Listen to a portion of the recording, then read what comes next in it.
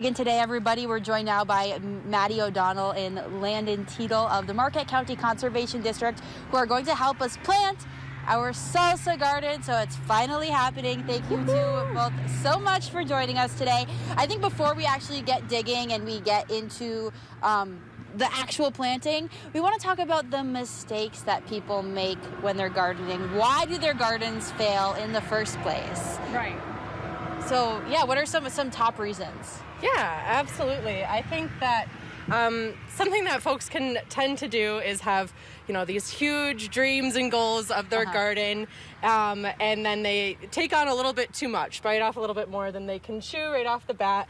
So, sometimes starting with a couple of plants, if this is your first time, can be a better way to ease into it and see what works for you before you maybe try to plant yourself a full crop there in the backyard. Well, to have a little bit of success versus having everything fail would feel so much better. So the garden is a project, so you have to be willing and kind of aware of what you're taking on as you plant your garden. Although on the other hand, if you plant your entire yard to a garden, something's bound to survive. Sure. But yeah, if you wanna have a lot of success, starting small is probably best. Do you think that this is a reasonable and manageable project for us to plant this salsa garden with the expectations of being able to make pico de gallo at the end of the summer? Yes, as long as you set yourself up for success and we plant it so that they're not overcrowded and you actually water it and you pull weeds if you see weeds coming up. I think you'll have a lot of success with this variety.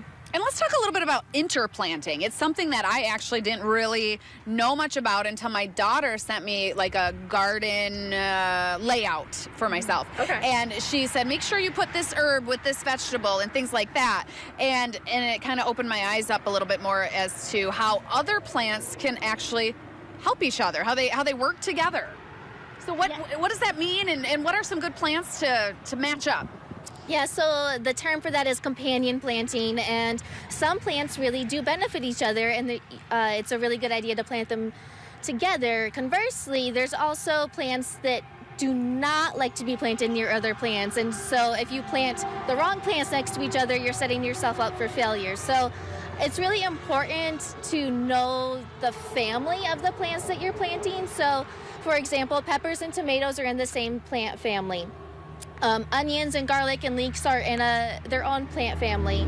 So if we think about companion planting, tomato and asparagus are companion plants. They work really, really well together. And tomato and onions are a companion plant. They work really, really well together. Okay. But asparagus and onions are not. They're going to harm each other.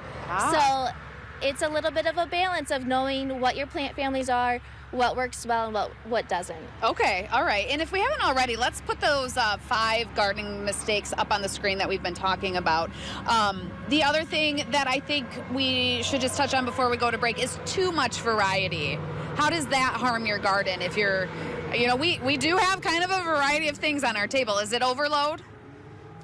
I don't think so. Okay. Tomatoes and onions are going to work really well together. Herbs work well with most things, and peppers are in the same family as tomatoes. So I think you've got a great variety here. Oh, we did well. We kind of went in blind.